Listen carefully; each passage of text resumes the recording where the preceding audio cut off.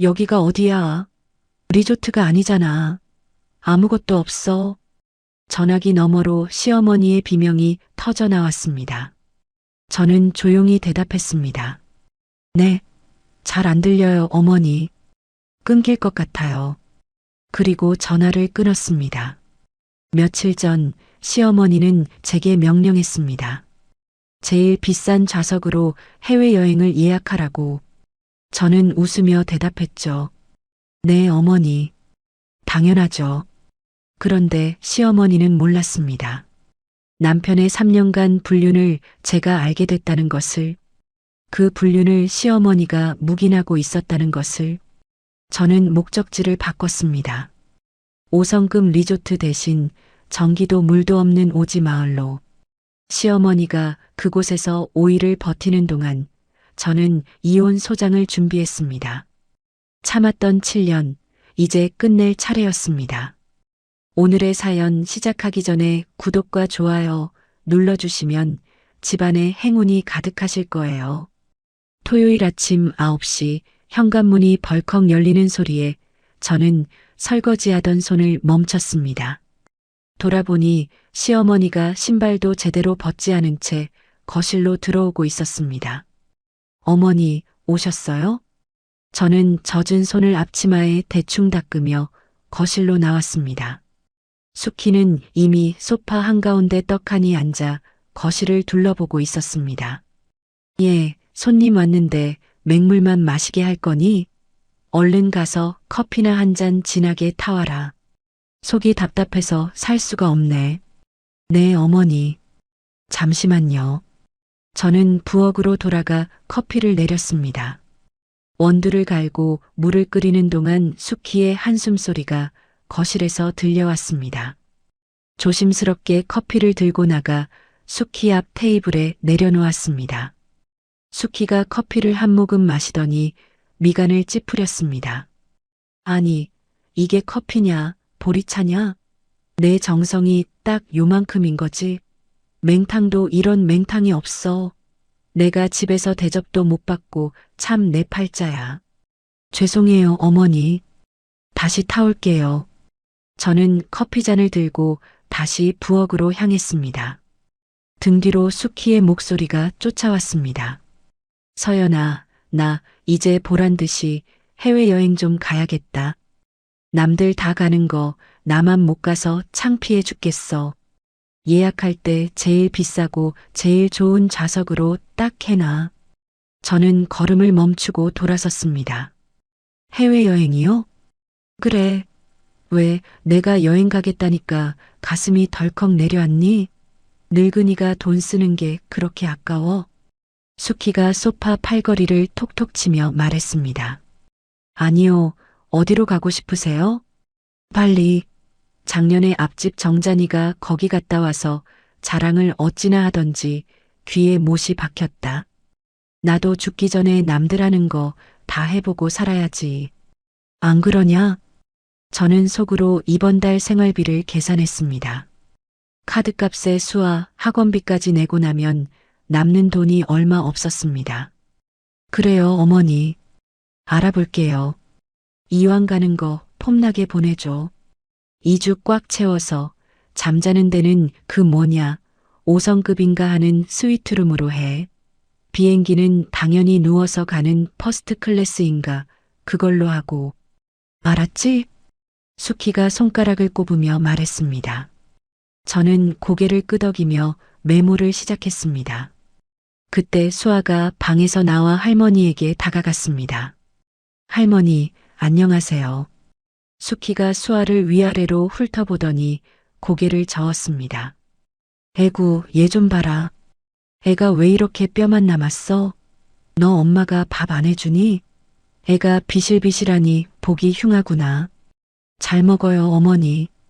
수아가 원래 마른 체형이라서. 됐고, 애 엄마가 살림을 야무지게 못하니까 애가 이 모양이지. 쯧쯧. 저는 입술을 깨물며 대답을 삼켰습니다. 수키가 가방에서 휴대폰을 꺼내 화면을 뚫어지게 쳐다봤습니다. 아이고, 눈이야. 서연아, 이것 좀 봐라. 뭐가 자꾸 번쩍거리는데 당최 읽을 수가 있어야지. 제가 볼게요, 어머니.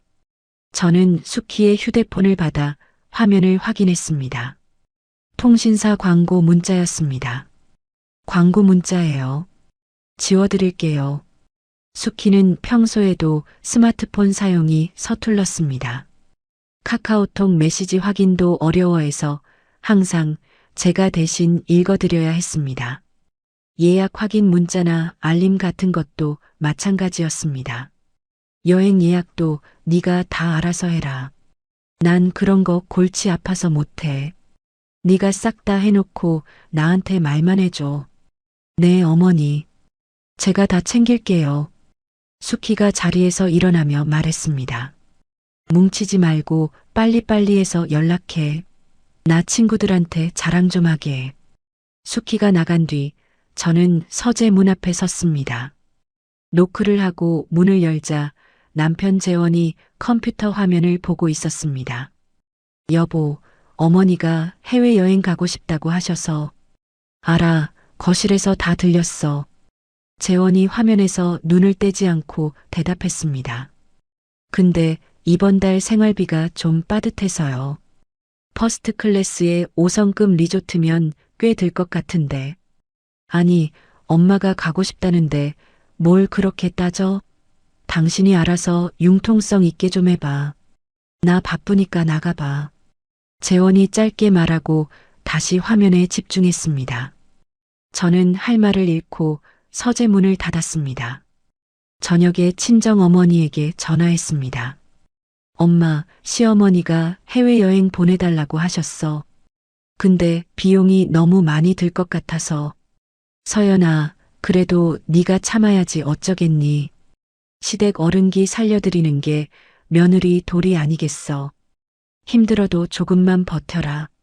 어머니의 한숨 섞인 목소리가 들렸습니다. 저는 전화를 끊고 나서야 생각했습니다. 왜 나는 항상 참는 쪽인 걸까? 다음 날 오전, 저는 여행사에 전화해서 예약을 완료했습니다. 발리행 퍼스트 클래스, 세인트 레지스 리조트 스위트룸, 2주 일정, 총 금액 1,200만 원. 예약 확인서를 보는 순간 손이 떨렸습니다. 저는 수키에게 카카오톡으로 일정표를 보낸 뒤 전화를 걸었습니다. 어머니, 예약 완료했어요. 카카오톡으로 일정표 보내드렸는데 제가 읽어드릴게요. 오냐? 잘했다. 그래, 어디 한번 들어보자. 저는 일정을 하나하나 읽어드렸습니다. 수키의 목소리가 밝아졌습니다. 아유, 세상에. 그래, 그 정도는 돼야 여행 갈 맛이 나지. 아, 그리고 거기 마사지 잘하는데도 꼭 넣어라. 매일매일 2시간씩 전신으로 받는 걸로. 알았지? 네, 어머니. 전화를 끊고 스파 패키지까지 예약했습니다. 통장 잔고가 100만 원 아래로 떨어지는 것을 확인했습니다. 그 주 수요일 밤 재원이 야근이라며 늦게 들어왔습니다. 저는 재원의 셔츠를 세탁기에 넣으려다가 주머니에서 뭔가 만져지는 걸 느꼈습니다. 호텔 카드키였습니다. 포스트잇이 붙어 있었는데 거기엔 이렇게 적혀 있었습니다. 유라. 심장이 쿵 내려앉았습니다. 저는 카드키를 손에 쥔 채 서재 문 앞으로 걸어갔습니다. 문틈 사이로 재원의 목소리가 새어나왔습니다. 자기야. 나도 너무 보고 싶지. 이번 주말에 약속 잡았으니까 그때 보자. 조금만 기다려. 달콤하게 속삭이는 목소리였습니다. 저는 그 자리에서 숨을 멈췄습니다. 다음 날 아침, 저는 아무렇지 않은 척 재원에게 출근 인사를 건넸습니다. 다녀올게. 재원이 넥타이를 매며 현관으로 향했습니다. 저는 웃으며 손을 흔들었습니다. 네, 조심히 다녀와요. 현관문이 닫히는 소리를 확인한 뒤 저는 곧장 서재로 들어갔습니다. 책상 위에 재원의 태블릿이 놓여 있었습니다. 전원을 켜자 잠금 화면이 떴습니다. 비밀번호는 결혼기념일이었습니다. 7년 전 그날의 숫자를 누르자 화면이 열렸습니다. 카카오톡 앱을 눌렀습니다. 유라라는 이름이 가장 위에 있었습니다. 대화창을 열자 수천 개의 메시지가 쏟아져 나왔습니다. 3년 전부터 시작된 대화였습니다. 저는 떨리는 손으로 화면을 스크롤했습니다. 호텔 예약 내역, 여행 사진, 애정이 담긴 말들. 눈앞이 흐려졌습니다. 우리 아기 낳으면 좋겠다. 서연이는 수아 낳고 나서 나한테 관심도 없어. 그 메시지를 읽는 순간 온몸이 얼어붙었습니다. 제가 새벽에 수아 젖병 물리고 기저귀 갈고 이유식 만들고 밤잠 설쳐가며 아이를 돌보는 동안 이 남자는 다른 여자에게 이런 말을 하고 있었습니다. 화면을 더 내리자 수키의 이름이 나왔습니다. 엄마도 유라 마음에 드신대. 집안도 좋고 아이도 낳을 수 있으니까. 저는 태블릿을 내려놓고 두 손으로 얼굴을 감쌌습니다. 7년이었습니다. 결혼하고 7년 동안 저는 이 집의 며느리로, 아내로, 엄마로 살았습니다. 그런데 이게 제가 받을 대가였습니다. 잠시 후 저는 숨을 고르고 다시 태블릿을 들었습니다. 모든 대화 내역을 캡처해서 제 휴대폰으로 전송했습니다. 그리고 USB를 꺼내 파일을 저장했습니다. 책장 뒤를 뒤지다가 봉투 하나를 발견했습니다. 안에 사진이 들어 있었습니다. 재원과 젊은 여자가 바다를 배경으로 나란히 서 있었습니다. 제주도로 보이는 풍경이었습니다. 재원이 출장이라고 했던 날이 떠올랐습니다. 저는 사진도 휴대폰으로 촬영했습니다. 그날 밤 수아를 재우고 나서 노트북을 열었습니다. 수키의 여행 예약 페이지에 접속했습니다.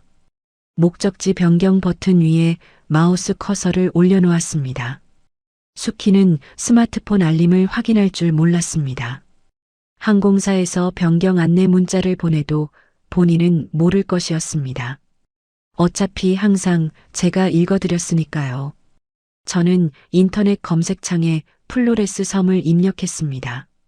인도네시아 동부의 작은 섬이었습니다. 해안가 관광지인 라부안 바조에는 리조트와 호텔이 있었습니다. 하지만 거기서 집으로 4시간을 더 들어가면 내륙산간 마을이 나왔습니다. 전기는 하루 4시간만 들어오고 인터넷은 거의 안 터지는 곳이었습니다. 저는 목적지를 변경했습니다. 발리에서 국내선을 타고 라부안 바조로 가는 일정. 거기서 현지 여행사 지프를 타고 내륙으로 들어가는 여정. 원래 예약이었던 발리 리조트는 취소 수수료를 물고 취소했습니다. 출발 이틀 전 저는 재원에게 물었습니다. 여보, 어머니 카드 해외 결제 등록해 드렸어요? 재원이 소파에 누운 채 휴대폰을 보며 대답했습니다. 아, 깜빡했네. 뭐 현금 들고 가시겠지. 그래도 등록해 드리는 게 좋지 않을까요? 혹시 모르니까. 괜찮아. 엄마가 현금 챙겨가신다고 했어. 저는 더 이상 말하지 않았습니다. 수키가 들고 가는 현금이 50만 원 정도라는 걸 알고 있었지만 추가로 챙겨드리지 않았습니다. 공항에 배웅 나간 날 수키는 퍼스트 클래스 라운지에서 샴페인을 마시고 있었습니다. 어머니, 즐거운 여행 되세요. 그래. 돌아오면 내 요리 실력 좀 늘려놔. 수키가 샴페인 잔을 내려놓으며 말했습니다. 저는 웃으며 손을 흔들었습니다. 네, 어머니. 조심히 다녀오세요. 수키가 탑승 게이트로 사라진 뒤 저는 공항 주차장으로 향했습니다. 차에 앉아 휴대폰을 꺼냈습니다. 이혼 전문 변호사를 검색했습니다. 김앤희 법률사무소의 이민준 변호사. 가사소송 승소율이 높다는 기사가 눈에 들어왔습니다. 저는 다음 주 월요일 상담 예약을 잡았습니다. 집으로 돌아오는 길에 대학 동창 모임 카카오톡 대화방을 열었습니다. 오랜만에 메시지를 확인했습니다. 은희의 근황이 올라와 있었습니다. 저 요즘 강남에서 부동산 중개사무소 운영해요. 놀러 오세요. 은희는 대학 때 저와 룸메이트였습니다. 10년 전에 이혼했다는 소식을 들었는데 지금은 사장이 된 모양이었습니다. 저는 은희의 연락처를 따로 저장해 두었습니다. 그날 저녁에도 재원은 야근이라며 늦게 들어왔습니다. 저는 평소처럼 저녁을 차려놓고 수아를 재웠습니다. 재원이 샤워하는 동안 양복 주머니를 뒤졌습니다. 여의도 호텔 발렛 주차 영수증이 나왔습니다. 날짜를 확인하니 지난 주말이었습니다. 제가 수아 학부모 상담 간 날, 재원은 그날 회사 워크숍이라고 했었습니다. 수키가 출발한 다음 날인 일요일 오후 카카오톡 알림이 울렸습니다. 라운지 커피가 별로야. 빨리 리조트 가고 싶다. 수키의 메시지였습니다. 저는 답장을 보냈습니다. 국내선 타시면 바로 프라이빗 빌라로 픽업 나갈 거예요. 조금만 더 기다리세요, 어머니. 월요일 오전 10시 저는 강남의 법률사무소를 찾았습니다. 민준 변호사가 상담실에서 저를 맞았습니다. 어서 오세요. 앉으시죠. 저는 USB를 꺼내 테이블 위에 올려놓았습니다. 이혼하고 싶어요. 그리고 제가 받을 수 있는 모든 걸 받고 싶습니다. 민준 변호사가 USB를 컴퓨터에 꽂고 파일을 열었습니다. 화면에 재원과 유라의 대화 내역이 떴습니다. 민준 변호사가 천천히 스크롤하며 내용을 확인했습니다. 3년이나 됐군요. 네. 시어머니도 알고 계셨고요. 저는 고개를 끄덕였습니다.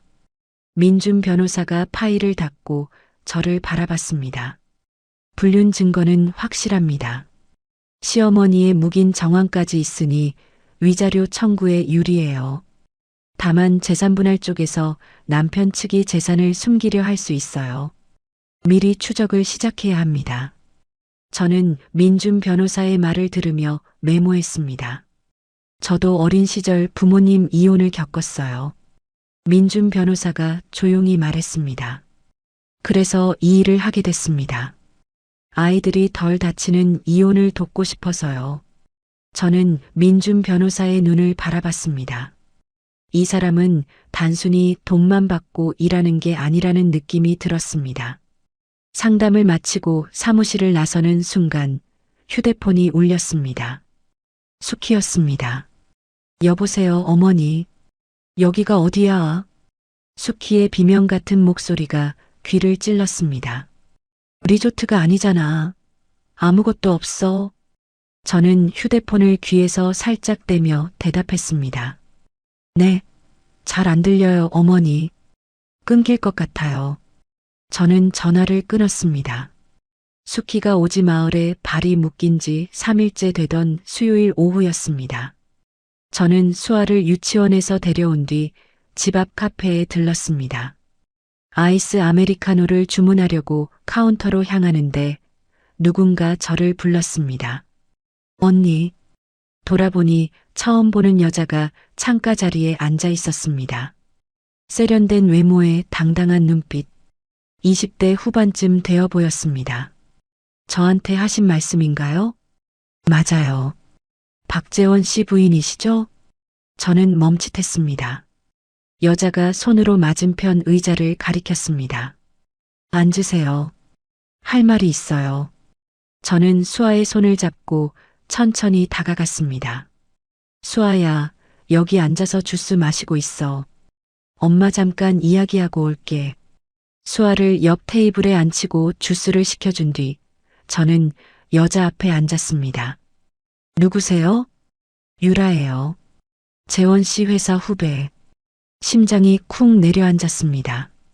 태블릿에서 봤던 그 이름. 3년간 남편과 메시지를 주고받던 여자. 저는 주먹을 꽉 쥐었습니다. 왜 저를 찾아오신 거죠? 유라가 가방에서 서류 봉투를 꺼냈습니다. 재원 씨가 저한테 결혼하자고 했어요. 곧 이혼할 거라고, 나만 기다리라고. 3년 동안 그 말을 믿었죠. 유라가 봉투를 테이블 위에 올려놓았습니다. 근데 최근에 재원 씨가 갑자기 달라졌어요. 연락도 뜸해지고 만나자고 해도 피하고 이상해서 조사해 봤더니 다른 여자가 있는 것 같더라고요. 다른 여자요? 확실하지는 않아요. 근데 재원 씨 카드 내역에 제가 모르는 호텔 결제가 있었어요. 유라가 봉투를 밀어왔습니다. 여기 제가 모은 증거들이에요. 호텔 영수증, 카드 내역, 문자. 언니한테 다 드릴게요. 저는 봉투를 열어 안을 확인했습니다. 호텔 예약 확인서, 신용카드 사용 내역서, 휴대폰 문자 캡처 화면. 증거가 빼곡하게 들어 있었습니다. 왜 이걸 저한테 주시는 거예요? 유라가 입술을 깨물었습니다. 저도 바보같이 속았으니까요. 그 남자 저한테만 거짓말한 게 아니었어요. 같이 끝장내요. 저는 휴대폰을 꺼내 서류들을 하나하나 촬영했습니다. 유라가 팔짱을 끼며 말했습니다. 이혼 소송하시면 제가 증인으로 나갈게요. 필요한 거 있으면 말씀하세요. 저는 촬영을 마치고 유라를 바라봤습니다. 고맙습니다. 고마워할 거 없어요. 저도 복수하는 거니까. 유라가 자리에서 일어났습니다. 연락할게요, 언니. 유라가 카페를 나간 뒤 저는 한참 동안 멍하니 앉아 있었습니다. 머릿속이 하얘졌습니다. 3년. 남편은 3년 동안 저와 유라, 그리고 어쩌면 또 다른 여자까지 속여왔습니다. 근처 약국에서 두통약을 사 먹고 벤치에 앉았습니다. 수아가 제 무릎에 기대어 졸고 있었습니다. 저는 아이의 머리를 쓰다듬으며 생각을 정리했습니다. 7년간의 결혼 생활이 허상이었습니다. 재원이라는 인간은 처음부터 끝까지 거짓말쟁이였습니다. 그날 저녁 7시쯤 집에 돌아왔습니다. 현관문을 열자마자 재원의 고함 소리가 들렸습니다. 서연아. 재원이 화난 얼굴로 거실에 서 있었습니다. 엄마가 발리가 아닌 이상한 데 갔다고 해. 네가 뭔 짓을 한 거야? 저는 수아를 안아 방으로 데려가며 대답했습니다. 무슨 말이에요? 분명 발리로 예약했는데. 그럼 왜 엄마가 발리가 아니라고 하셔? 저는 수아를 방에 눕히고 거실로 나왔습니다. 항공사 시스템 오류인 것 같아요. 제가 확인해 볼게요. 확인은 무슨 확인이야? 당장 엄마 데려와야 해. 재원이 휴대폰을 들고 항공권을 검색하기 시작했습니다. 저는 부엌으로 가서 물을 한 잔 마셨습니다. 잠시 후 재원이 소파에 털썩 주저앉았습니다. 비행기가 없어. 그 마을로 가려면 국내선 타고 라부안바조로 가서 거기서 또 지프를 타고 4시간을 가야 한대. 제일 빠른 국내선 좌석이 3일 후야. 저는 속으로 생각했습니다. 3일이면 충분합니다. 어머니가 많은 것을 배우시기에. 그 시각 플로레스 섬 내륙산간 마을에서는 수키가 절망하고 있었습니다. 수키는 카드를 내밀었지만 민박집 주인이 고개를 저었습니다. 해외 결제가 등록되어 있지 않아 사용할 수 없었습니다. 수키가 들고 있던 현금은 50만 원. 하루 숙박비와 식비로 10만 원씩 나가는 상황이었습니다. 수키는 난생 처음 재래식 화장실을 사용해야 했습니다. 모기가 밤새 귀에서 윙윙거렸고 잠을 설칠 수밖에 없었습니다. 마을 사람들은 영어도 한국어도 못 알아들었습니다. 수키가 손짓 발짓으로 공항에 가고 싶다고 표현하자 민박집 주인 할머니가 달력을 가리켰습니다. 지프는 3일 후에나 온다는 뜻이었습니다. 재원이 수키를 데리러 인도네시아로 떠난 목요일, 저는 민준 변호사를 다시 만났습니다. 재원 씨 재산을 추적해 봤습니다. 민준 변호사가 서류를 펼쳤습니다. 법인 명의로 아파트 한 채, 상가 2개를 빼돌렸더군요. 해외 계좌에도 상당한 금액이 있는 것 같습니다. 그게 가능한 건가요? 대학 동기 중에 한태호라는 세무사가 있습니다.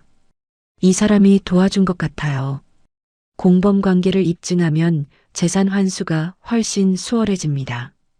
저는 서류를 넘기며 물었습니다. 어떻게 하면 되죠? 이 정도면 민사뿐 아니라 형사 책임까지 물을 수 있어요.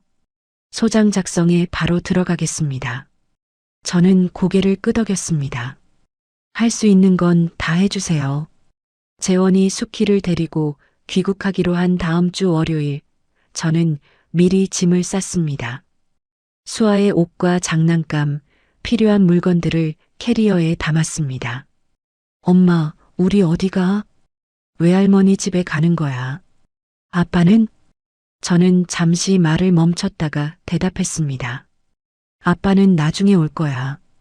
친정어머니 집에 짐을 풀고 저는 재원에게 문자를 보냈습니다. 이혼 소장은 내일 도착할 거야. 그날 저녁 수키가 인천공항에 내렸습니다. 며칠 제대로 먹지 못해 광대뼈가 도드라지고 헬쑥해진 얼굴이었습니다. 수키가 재원의 팔을 붙잡고 악을 썼습니다. 그년 고소해. 내가 죽을 뻔했어. 하지만 저는 그 소리를 듣지 못했습니다. 저는 이미 친정에서 수아와 함께 새로운 아침을 맞이하고 있었습니다. 친정으로 이사한 지 일주일 후인 토요일 오후였습니다. 저는 절망스러운 마음을 안고 동네 공원을 걷고 있었습니다. 수아는 친정 어머니가 돌봐주고 계셨습니다. 벤치에 앉아 멍하니 하늘을 바라보는데 누군가 제 앞에 멈춰 섰습니다. 서연아? 고개를 들어보니 낯익은 얼굴이었습니다. 은희, 대학 때 룸메이트였던 친구였습니다. 은희야? 맞다, 서연이. 여기서 뭐해? 얼굴이 왜 이래? 은희가 제 옆에 앉았습니다. 저는 한숨을 쉬며 대답했습니다. 이혼해. 남편이 바람폈어. 뭐? 은희의 눈이 커졌습니다. 저는 그동안 있었던 일을 간략하게 이야기했습니다. 3년간의 불륜, 시어머니의 묵인, 재산 은닉까지. 은희가 고개를 저었습니다. 나쁜 놈이네. 근데 너 지금 어떻게 살아? 친정에 있어. 당장 돈이 없어서. 은희가 제 손을 잡았습니다. 나도 10년 전에 이혼했어. 너랑 비슷한 상황이었지. 알아. 소식 들었어. 근데 지금 나 강남에서 부동산 중개사무소 해. 직원 5명 있어. 저는 은희를 바라봤습니다. 대학 때 장학금으로 학비 내며 고학하던 친구가 지금은 사장이 되어 있었습니다. 대단하다, 은희야. 대단한 거 없어. 이혼하고 죽을 만큼 힘들었는데 그때 깨달았어. 경제력이 없으면 아무것도 못한다고. 은희가 제 눈을 똑바로 바라봤습니다. 서연아, 너 이렇게 가만히 있으면 안 돼. 싸움에서 이기려면 돈을 벌어야 해. 근데 난 경력도 없고 우리 사무소에서 일해. 보조 업무하면서 공인중개사 자격증 공부해. 내가 도와줄게. 저는 망설였습니다. 7년 동안 전업주부로만 살았는데 갑자기 일을 할 수 있을까? 은희가 제 어깨를 두드렸습니다. 수아 생각해. 엄마가 강해져야 아이도 지킬 수 있어. 수아의 얼굴이 떠올랐습니다. 저는 고개를 끄덕였습니다. 알았어. 해볼게. 그날 저녁 저는 친정 어머니에게 이혼 사실을 제대로 말씀드렸습니다. 태블릿에 저장된 증거들을 보여드렸습니다. 재원과 유라의 대화 내역, 수키가 알고 있었다는 증거까지. 어머니가 화면을 보시다가 손으로 입을 막았습니다. 세상에. 어머니, 저 이혼할 거예요. 어머니가 눈물을 흘리셨습니다. 그 집안이 그런 집안이었구나. 서연아, 네가 고생 많았다. 처음에 반대하시던 어머니가 제 편이 되어주셨습니다. 그날 밤 저는 오랜만에 편히 잠들 수 있었습니다. 다음 주 월요일부터 저는 은희의 사무소에서 일을 시작했습니다. 낮에는 서류 정리하고 전화 받고 고객 응대하는 법을 배웠습니다. 저녁에는 집에 돌아와 수아를 재우고 인터넷 강의를 들었습니다. 새벽 2시까지 공부하고 6시에 일어나는 생활이 반복됐습니다. 은희가 제게 이것저것 알려주었습니다. 서연아, 이 서류는 이렇게 정리하는 거야. 고객한테 설명할 때는 어려운 말 쓰지 마. 응, 알았어. 너 꼼꼼하고 책임감 있어서 이 일 잘 맞을 것 같아. 은희의 말에 힘이 났습니다. 처음으로 제가 사회에서 쓸모 있는 사람이라는 느낌이 들었습니다. 하지만 재원 측에서 가만히 있지 않았습니다. 하루에도 수십 통씩 문자와 전화가 왔습니다. 집에 돌아와. 다 용서할게. 딸 양육권은 절대 못 줘. 각오해. 저는 모든 문자와 녹취를 저장했습니다. 민준 변호사에게 전달하기 위해서였습니다. 어느 날 저녁 재원이 친정집 앞에 나타났습니다. 서연아, 나와. 재원이 현관 앞에서 소리를 질렀습니다. 친정아버지가 문을 열고 나가셨습니다. 뭐 하는 짓이야, 이 시간에. 장인어른, 서연이 좀 불러주세요. 할 말이 있어서. 당장 꺼져. 다시 오면 경찰 부른다. 아버지가 호통을 치셨습니다. 재원이 뒷걸음질 치며 물러났습니다. 그날 밤 아버지가 거실에 앉아 계셨습니다. 주먹을 부들부들 떨고 계셨습니다. 아버지, 내 딸 이렇게 만든 놈은 용서 못해. 저는 아버지 옆에 앉아 아무 말도 하지 못했습니다. 친정으로 이사한 지 3개월째 되던 10월, 저는 공인중개사 1차 시험에 도전했습니다. 하지만 준비 기간이 너무 짧았습니다. 결과는 불합격이었습니다. 시험 결과를 확인하고 사무실에서 울었습니다. 은희가 제 등을 토닥여 주었습니다. 괜찮아. 다음 해에 다시 도전하면 돼. 포기하지 마. 근데 난 뭘 해도 안 되는 것 같아. 야, 그런 소리 하지 마. 너 3개월 만에 여기까지 온 거야. 대단한 거야. 은희의 말에 저는 눈물을 닦았습니다. 포기하면 안 됐습니다. 수아를 위해서라도. 이혼 소송 첫 번째 기일 전날 밤, 저는 잠을 이룰 수 없었습니다. 내일 법원에서 재원을 만나야 했습니다. 새벽에 일어나 거울을 봤습니다. 나는 더 이상 그 집 며느리가 아니야. 나 자신으로 돌아가는 거야. 법원에 도착하자 재원이 먼저 와 있었습니다. 여전히 자신감 넘치는 표정이었습니다. 민준 변호사가 재산 은닉 증거를 제시했습니다. 유라의 진술서도 함께 제출했습니다. 재원의 얼굴이 점점 창백해졌습니다. 재원 측 변호사도 당황한 기색이 역력했습니다. 재원 측 변호사가 반격했습니다. 원고가 피고의 어머니를 오지에 유기했습니다. 민준 변호사가 서류를 꺼냈습니다. 목적지 변경은 항공사 시스템 오류였습니다. 여기 항공사 확인서가 있습니다. 재원 측 변호사가 입을 다물었습니다. 재판이 끝나고 법원 로비에서 재원이 다가왔습니다. 서연아, 한 번만 봐줘. 우리 처음 만났을 때 생각해봐. 재원이 제 팔을 잡았습니다. 저는 그 손을 뿌리쳤습니다. 그때의 나는 이미 죽었어. 당신이 죽였잖아. 저는 뒤돌아섰습니다. 다시는 돌아보지 않았습니다. 이혼 소송은 재산 분할과 양육권 문제로 여러 차례 기일이 잡혔습니다. 낮에는 사무소에서 일하고 저녁에는 다음에 시험을 위해 공부했습니다. 소송과 제기를 동시에 준비하는 나날이 이어졌습니다. 힘들었습니다. 하지만 포기할 수 없었습니다. 수아가 있었으니까요. 이혼 소송이 시작된 지 10개월 만인 다음해 5월 드디어 선고일이 왔습니다. 저는 법원 복도에서 민준 변호사와 나란히 앉아 순서를 기다렸습니다. 손바닥에 땀이 났습니다. 긴장하지 마세요. 잘 될 겁니다. 민준 변호사가 조용히 말했습니다. 저는 고개를 끄덕였지만 심장은 여전히 빠르게 뛰었습니다. 법정 안으로 들어갔습니다. 재원이 반대편에 앉아 있었습니다. 저와 눈이 마주쳤지만 저는 고개를 돌렸습니다. 재판장이 판결문을 읽기 시작했습니다. 피고 박재원의 유책을 인정하여 위자료와 재산 분할을 합쳐 총 2억 원 상당을 원고에게 지급할 것을 명합니다. 미성년 자녀 박수아의 양육권과 친권은 원고 이서연에게 있음을 인정합니다. 귀를 의심했습니다. 이긴 것입니다. 재원의 얼굴이 일그러졌습니다. 주먹을 꽉 쥔 채 고개를 숙였습니다.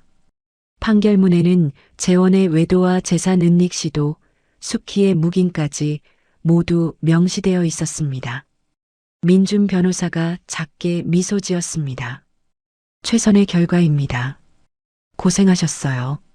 저는 대답하지 못했습니다. 7년간 삼켰던 눈물이 한꺼번에 터질 것 같았습니다. 법원을 나서자 햇살이 눈부셨습니다. 민준 변호사가 손을 내밀었습니다. 이제 새 출발이에요. 저는 그 손을 잡았습니다. 선생님 덕분이에요. 정말 감사합니다. 처음으로 마음 편히 웃을 수 있었습니다. 그날 저녁 은희가 사무소 직원들과 함께 축하 파티를 열어주었습니다. 회의실 테이블 위에 케이크가 놓여 있었습니다. 서연의 새 출발을 축하해라고 적혀 있었습니다. 이게 뭐야, 은희야? 뭐긴 뭐야? 축하 파티지. 은희가 제 어깨를 감싸며 말했습니다. 너 진짜 대단해. 1년 동안 소송하면서 일하고 공부하고 보통 사람은 못해. 직원들이 박수를 쳤습니다. 저는 태어나서 처음으로 제 이름이 적힌 케이크를 받아보았습니다. 6월에 위자료와 재산 분할 금액이 입금됐습니다. 저는 그 돈으로 작은 아파트 전세를 구했습니다. 22평짜리 소박한 집이었습니다. 이사하는 날 수아의 손을 잡고 빈 거실에 섰습니다. 수아야, 여기가 우리 집이야. 엄마랑 수아만의 집. 수아가 빙글빙글 돌며 좋아했습니다. 진짜? 우리 집이야? 응, 우리 집. 수아 방을 분홍색으로 꾸미고 작은 책상을 놓아주었습니다. 수아가 방 안을 이리저리 뛰어다녔습니다. 내 방이야. 진짜 내 방. 아이의 환한 웃음을 보며 확신했습니다. 이 결정은 옳았습니다. 그해 10월, 저는 두 번째 공인중개사 시험에 도전했습니다. 1년간 새벽마다 공부한 보람이 있었습니다. 합격 통보를 받았을 때 저는 사무실에서 펑펑 울었습니다. 은희가 달려와 저를 안아주었습니다. 야, 왜 울어? 붙었으면 웃어야지. 그냥 눈물이 나. 이제 진짜 동료다. 축하해, 서연아. 은희의 사무소에서 정식 중개보조원으로 등록하고 일하게 됐습니다. 퇴근 후 수아와 함께 저녁을 먹고 숙제를 봐주는 평범한 일상.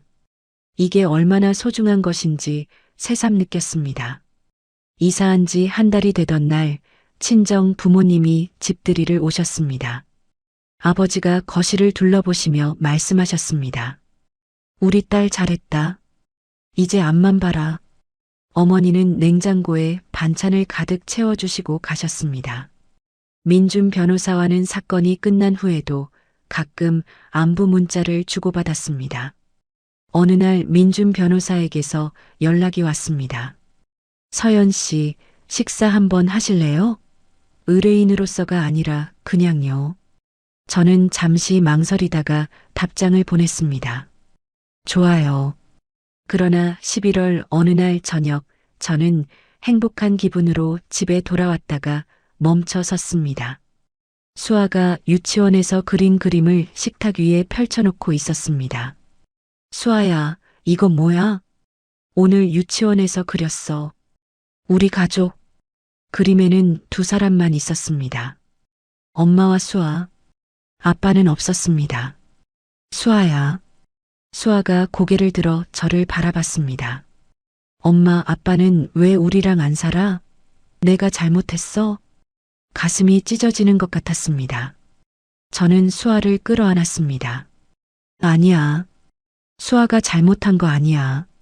그날 밤 수아가 잠든 후 저는 거실에서 아이의 그림을 다시 펼쳐봤습니다. 눈물이 멈추지 않았습니다. 제가 얻은 자유와 아이가 잃은 아빠, 그 사이에서 어떻게 균형을 잡아야 할지 막막했습니다. 12월부터 수아에게 변화가 나타나기 시작했습니다. 밤마다 악몽을 꾸고 소리를 질렀습니다. 유치원 가기를 싫어했습니다. 유치원 선생님에게서 전화가 왔습니다. 어머니, 수아가 요즘 친구들과 어울리지 않고 혼자 있으려고 해요. 상담 한번 받아보시는 게 어떨까요? 저는 민준 변호사에게 전화했습니다. 수아가 요즘 이상해요. 악몽도 꾸고 유치원 가기 싫어하고 아이들이 부모 이혼 후에 그런 증상을 보이는 경우가 많아요. 저도 어렸을 때 그랬거든요. 민준 변호사가 조용히 말했습니다. 아동심리 상담 전문가를 소개해 드릴게요. 아이들은 생각보다 강해요. 서연 씨가 곁에 있으면 괜찮을 거예요. 저는 수아를 데리고 아동심리 상담센터를 찾았습니다. 상담사가 수아와 이야기를 나눈 뒤 저를 불렀습니다. 수아에게는 시간이 필요해요. 무엇보다 엄마의 안정적인 모습이 가장 큰 치료제예요. 상담센터를 나서며 수아의 손을 꼭 잡았습니다. 수아야, 엄마가 항상 옆에 있을게. 우리 천천히 가자. 수아가 고개를 끄덕였습니다. 승소의 기쁨 뒤에 아이의 상처가 있었습니다. 이혼은 완전한 끝이 아니었습니다. 이제부터가 진짜 시작이었습니다. 수아의 심리 상담이 시작된 지 한 달째 되던 다음해 1월이었습니다. 저는 사무소에서 서류를 정리하고 있었습니다. 휴대폰이 울렸습니다. 재원이었습니다. 여보세요. 서연아, 나야. 재원의 목소리가 차갑게 들렸습니다. 할 말 있으면 변호사를 통해서 하세요. 면접 교섭권 확대 청구할 거야. 수아를 한 달에 일주일씩 데려가겠어. 심장이 철렁 내려앉았습니다. 뭐라고요? 수아는 내 딸이기도 해. 아빠 얼굴도 못 보게 하는 건 아동학대야. 저는 이를 악물었습니다. 지금까지 수아한테 얼마나 신경 썼다고 그런 말이 나와요? 어쨌든 법적으로 청구할 거니까 알아서 준비해. 전화가 끊겼습니다. 저는 휴대폰을 내려놓고 잠시 눈을 감았습니다. 재원은 이혼 후 회사에서 재산 은닉건으로 감사를 받고 있었습니다. 강등 위기에 처해 있다는 소식을 들었습니다. 모든 것을 잃을 상황에서 마지막 카드로 수아를 꺼내든 것이었습니다. 민준 변호사에게 바로 전화했습니다. 변호사님, 재원이 면접교섭권 확대 청구를 한다고 해요. 예상했습니다. 걱정 마세요. 대응 준비할게요. 며칠 후 유치원 원장님에게서 연락이 왔습니다. 어머니, 말씀드릴 게 있어서요. 네, 무슨 일이세요? 수아 할머니라는 분이 오셔서 이것저것 물어보셨어요. 수아가 유치원에서 어떻게 지내는지, 엄마가 데리러 자주 오는지 소름이 끼쳤습니다. 언제요? 어제요. 어머니께 말씀드려야 할 것 같아서 연락드렸어요. 수키가 제 모르게 수아 주변을 탐문하고 다니고 있었습니다. 재원이 수키를 앞세워 증거를 수집하려는 것이었습니다. 민준 변호사가 급히 대응팀을 꾸렸습니다. 사무실에서 회의를 했습니다. 상대 측이 수아의 정서 불안을 근거로 면접교섭 확대를 요구하는 것 같습니다. 민준 변호사가 서류를 넘기며 말했습니다. 아이 엄마가 일하느라 아이를 방치한다는 논리를 펼 거예요. 심리상담 기록, 유치원 출석 기록 등 모든 서류를 준비해야 합니다. 저는 고개를 끄덕였습니다. 다시 법적 싸움이 시작된 것이었습니다. 낮에는 사무소에서 일하고 저녁에는 서류를 준비하고 밤에는 수아를 돌봤습니다. 수면 시간이 3시간으로 줄었습니다. 밥맛도 없었습니다. 억지로 김밥 한 줄 먹는 게 전부였습니다. 2월 어느 날 오후 저는 사무실에서 서류를 정리하다가 갑자기 눈앞이 핑 돌았습니다. 책상을 잡으려고 손을 뻗었지만 몸이 말을 듣지 않았습니다. 서연아, 은희의 목소리가 멀리서 들렸습니다. 그리고 아무것도 보이지 않았습니다. 눈을 떴을 때 하얀 천장이 보였습니다. 병원이었습니다. 옆에서 누군가 울고 있었습니다. 엄마, 수아였습니다. 아이가 제 손을 꼭 잡고 울고 있었습니다. 친정 어머니도 옆에 계셨습니다. 서연아, 정신 들어? 어머니, 제가 왜 여기? 쓰러졌어. 은희가 119 불러서 데려왔어. 어머니가 눈물을 닦으며 말씀하셨습니다. 네가 쓰러지면 수아는 어떡하니? 이 바보야. 의사가 들어왔습니다. 과로와 스트레스로 인한 빈혈과 위장 장애입니다. 이러다 큰 병 납니다. 당장 쉬셔야 해요. 저는 고개를 끄덕였지만 머릿속은 복잡했습니다. 지금 쉴 수 없었습니다. 면접교섭권 대응을 해야 했습니다. 수아가 제 손을 더 꽉 잡았습니다. 엄마 아프면 안 돼. 내가 착하게 할게. 아빠한테 자주 가도 돼. 가슴이 찢어지는 것 같았습니다. 저는 수아를 끌어안았습니다. 괜찮아. 엄마가 지킬 거야. 수아는 걱정하지 마. 다음 날 민준 변호사가 병문안을 왔습니다. 서류 뭉치를 들고 왔습니다. 제가 더 열심히 할게요. 서연 씨는 건강부터 챙기세요. 변호사님, 죄송해요. 제가 이런 상황에. 무슨 말씀이에요? 지금 서연 씨 몸이 더 중요해요. 민준 변호사가 서류를 정리하며 말했습니다. 면접교섭 확대 청구에 대한 대응은 제가 준비할게요. 걱정 마세요. 민준 변호사가 나간 뒤 저는 천장을 바라봤습니다. 이 싸움에서 혼자가 아니라는 것을 느꼈습니다. 퇴원 후 일주일이 지났습니다. 뜻밖에도 수키에게서 연락이 왔습니다. 서연아, 나 좀 만나자. 저는 경계했습니다. 하지만 만나기로 했습니다. 무슨 속셈인지 알아야 했습니다. 집 근처 카페에서 수키를 만났습니다. 수키의 얼굴이 많이 수척해져 있었습니다. 앉아. 수키가 자리를 가리켰습니다. 저는 맞은편에 앉았습니다. 무슨 일이세요? 수키가 커피잔을 만지작거렸습니다. 그 오지 마을에서 내가 많이 생각했어. 저는 아무 말 없이 수키를 바라봤습니다. 거기서 5일 동안 굶주리고 아팠어. 말도 안 통하고 아무도 날 도와주지 않을 줄 알았지. 수키가 고개를 숙였습니다. 근데 민박집 할머니가 날 도와줬어.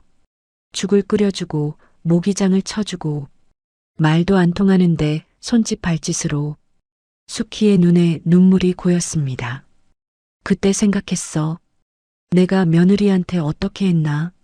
나는 남 도와준 적이 없는데 그 할머니는 왜 날 도와줬을까? 저는 여전히 말없이 듣고 있었습니다. 내가 너한테 잘한 건 없어. 알아. 근데 수키가 고개를 들어 저를 바라봤습니다. 재원한테 면접교섭 확대 청구 취하하라고 할게. 손녀한테까지 상처 주면 안 되니까. 저는 수키의 눈을 똑바로 바라봤습니다. 정말로 그러시면 감사하겠습니다. 하지만 수아를 위한 거라면 진심으로 해주세요. 수키가 고개를 끄덕였습니다. 알았어. 며칠 후 재원에게서 연락이 왔습니다. 면접교섭 확대 청구 취하할게. 저는 놀랐습니다. 왜요? 엄마가 이거 계속하면 나를 아들로 안 본다고 하셔서. 전화가 끊겼습니다. 수키가 정말로 재원을 설득한 것이었습니다. 저는 휴대폰을 내려놓고 한참 동안 앉아 있었습니다. 수키의 변화가 진심인지 아닌지 확신할 수 없었습니다. 하지만 적어도 이번 위기는 넘겼습니다. 앞으로 수키와의 관계는 화해가 아닌 적당한 거리두기로 유지하기로 마음먹었습니다. 면접 교섭 확대 청구가 취하된 3월, 저는 밀렸던 건강검진을 받았습니다. 의사가 결과지를 보며 말했습니다. 수치가 많이 좋아졌어요. 철분제 계속 드시고 무리하지 마세요. 네, 감사합니다. 병원을 나서며 깊은 숨을 쉬었습니다. 봄바람이 얼굴을 스쳤습니다. 한 달간 업무량을 줄이고 몸을 회복하는 데 집중했습니다. 친정어머니가 매일 영양식을 챙겨주셨습니다. 삼계탕, 전복죽, 소고기 미역국. 엄마, 이렇게까지 안 해도 돼요. 안 돼. 네가 건강해야 수아도 건강해. 어머니의 정성 덕분에 체중이 돌아오기 시작했습니다. 한 달 만에 얼굴에 혈색이 돌아왔습니다. 수아와 함께하는 시간도 늘렸습니다. 매일 저녁 그림책을 읽어주었습니다. 엄마, 오늘은 이거 읽어줘. 수아가 책장에서 책을 꺼내왔습니다. 토끼와 거북이 이야기였습니다.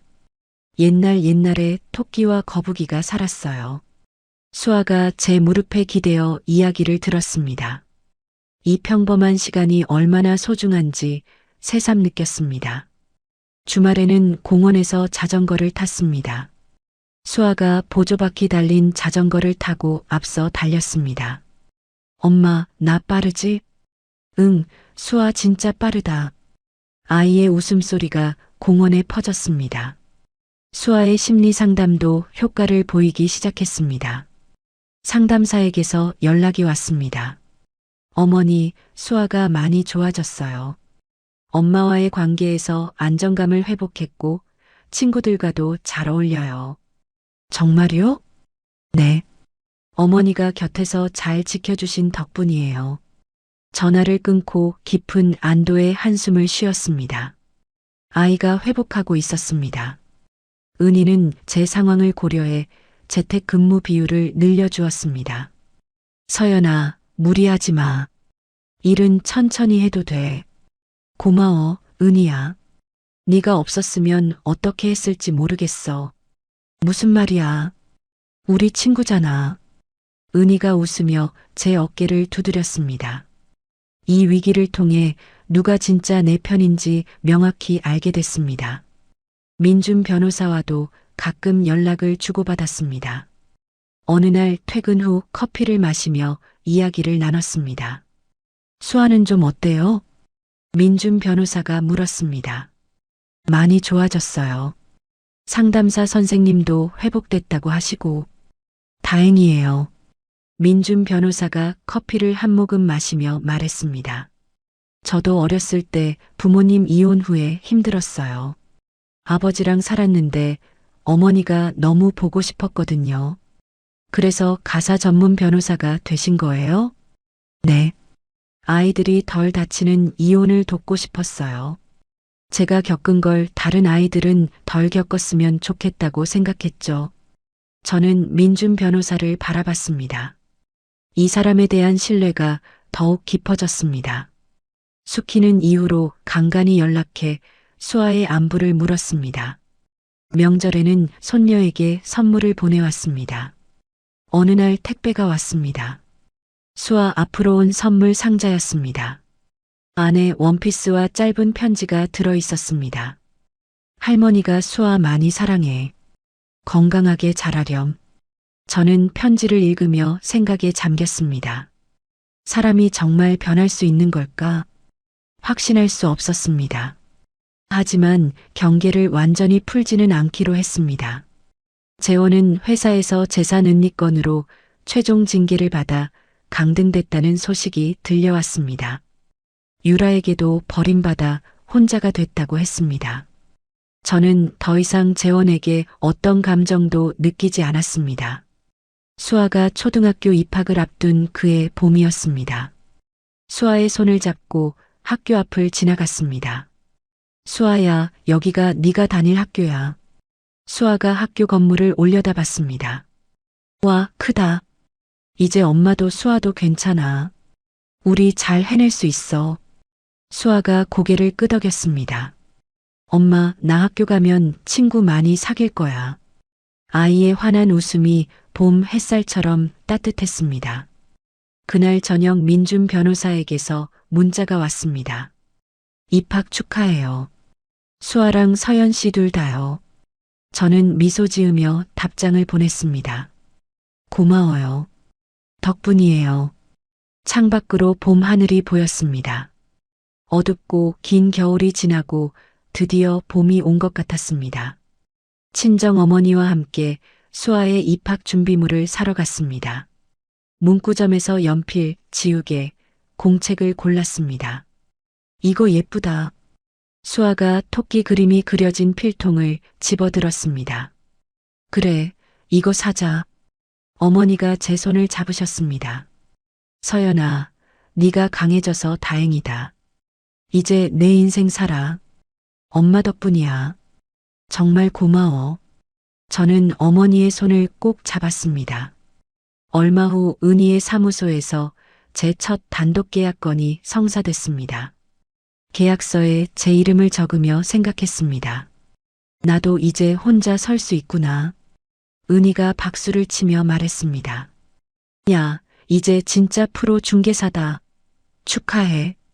고마워, 은희야. 입학식 날 아침 수아에게 새 가방을 메어주고 교복을 입혔습니다. 현관 앞에서 사진을 찍었습니다. 수아야, 웃어봐. 수아가 환하게 웃었습니다. 엄마, 나 학교 다녀올게. 수아가 씩씩하게 걸어갔습니다. 교문 앞에서 손을 흔드는 아이의 뒷모습을 보며 눈물이 났습니다. 수아가 교실로 들어간 후 저는 학교 앞 카페에 앉았습니다.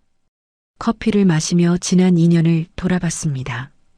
남편의 배신, 시어머니의 갑질, 법정 싸움, 아이의 상처, 그 모든 폭풍을 지나 여기까지 왔습니다. 스스로가 대견했습니다.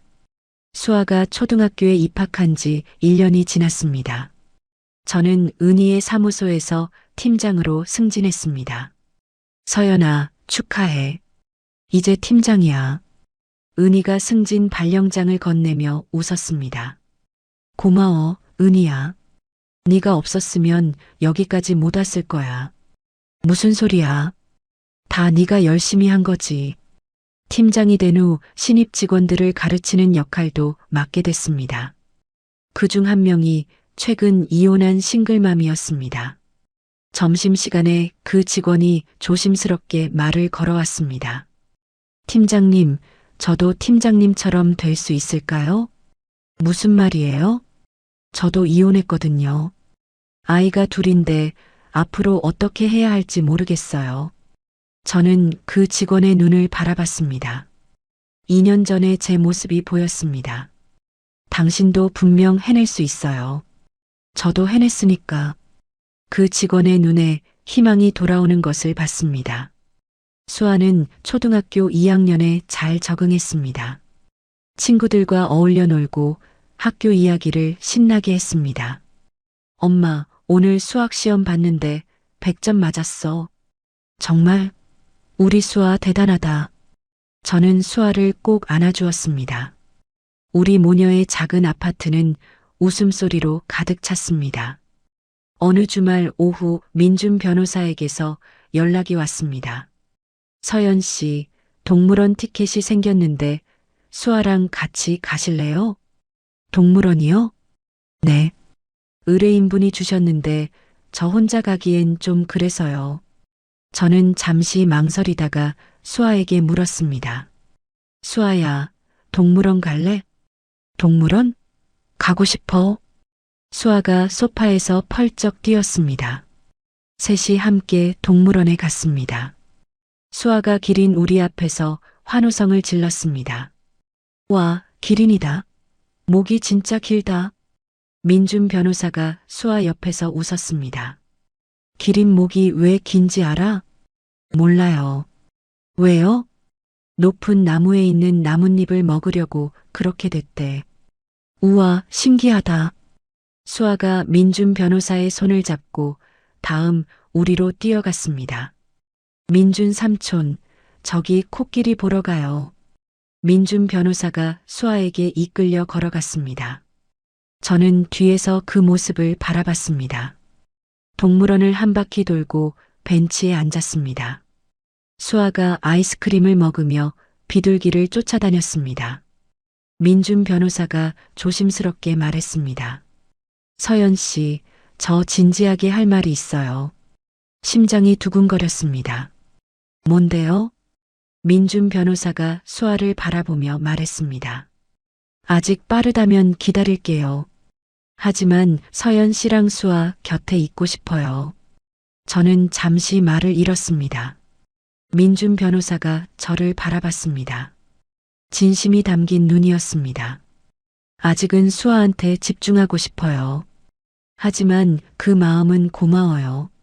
민준 변호사가 미소 지으며 고개를 끄덕였습니다. 알겠어요. 기다릴게요. 얼마 후 재원 소식이 들려왔습니다. 회사에서 강등된 후 원룸으로 이사했다고 했습니다. 유라에게도 버림받아 혼자 살고 있다고 했습니다. 저는 아무런 감정도 느끼지 않았습니다. 수키는 건강이 나빠져 요양병원에 입원했습니다. 재원에게서 연락이 왔습니다. 엄마 병원비 좀 도와줄 수 있어? 저는 단호하게 대답했습니다. 그건 아들인 당신이 해결할 문제예요. 전화를 끊으려는데 재원이 말했습니다. 수아는 할머니 보고 싶어 하지 않아? 저는 잠시 생각했습니다. 수아가 원하면 만나게 해줄게요. 하지만 그건 수아의 선택이에요. 어느 날 저녁 수아가 물었습니다. 엄마, 할머니 어디 있어? 할머니 지금 병원에 계셔. 보고 싶어? 수아가 고개를 끄덕였습니다. 응. 할머니 보고 싶어. 주말에 수아와 함께 요양병원에 갔습니다. 수키가 침대에 누워 있었습니다. 많이 쇠약해진 모습이었습니다. 수아가 침대 옆으로 다가갔습니다. 할머니. 수키가 눈을 떴습니다. 수아를 보자 눈물이 흘렀습니다. 수아야. 수키가 떨리는 손으로 수아를 끌어안았습니다. 할머니가 미안해. 우리 수아. 저는 그 모습을 지켜보며 개입하지 않았습니다. 적당한 거리를 유지했습니다. 그날 저녁 수아와 단둘이 저녁을 먹었습니다. 수아가 밥을 먹다가 말했습니다. 엄마, 우리 이렇게 사는 거 좋아.